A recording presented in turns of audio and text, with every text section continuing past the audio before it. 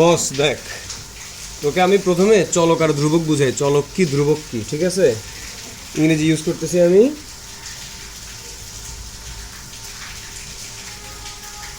ধ্রুবক, ধ্রুবক মানে হচ্ছে আমরা বলি কনস্ট্যান্ট।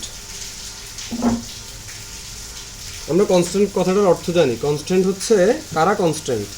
যারা কখনো চেঞ্জ হয় না। কনস্ট্যান্ট কাদেরকে বলে? যে নাম্বারগুলো কখনো চেঞ্জ হয় না, যেমন কারা 1 2 3 4 যত নাম্বার আছে, ঠিক আছে? এছাড়া পাইয়ের মান তুই জানোস, পাইয়ের মান আমরা জানি 3.1416। মানে যদিও এটাকে আমরা থামাই দিই, এটা কিন্তু অনিঃশেষ, এটা শেষ হতেই থাকে। মানে 1415 থেকে যেতেই থাকে, ওটা অনেক দূর পর্যন্ত যেতে থাকে, যেটাকে আমরা 6 দিয়ে থামিয়ে দিই।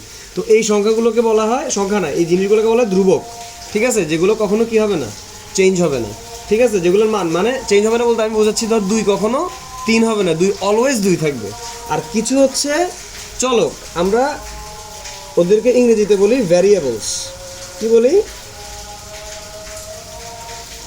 ভ্যারিয়েবল, এক বচনে বহু বচনে ভ্যারিয়েবলস। ভ্যারিয়েবলসের মান বলতে কি বোঝাচ্ছে?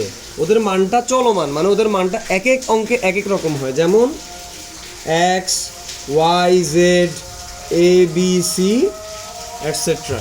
ওকে, তাহলে আমরা দুইটা জিনিস বুঝলাম, একটা হচ্ছে কনস্ট্যান্ট আর একটা হচ্ছে ভ্যারিয়েবলস, রাইট?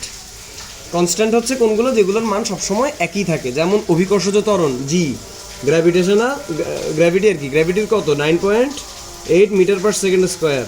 এই যে মানটা 9.8, এটা চেঞ্জ হচ্ছে না, এটা একটা নির্দিষ্ট করা একটা মান।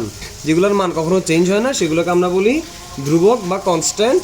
আর যেগুলোর মান চলমান, মানে সবসময় এক এক অঙ্কে এক এক রকম মান দেখা। যেমন এক্সের মান সব অঙ্কে কি একরকম হয়? কোনো অঙ্কে 1 আসে, কোনো অংশে 2 আসে, বা কোনো অংশে অন্যান্য বিভিন্ন সংখ্যা আসে।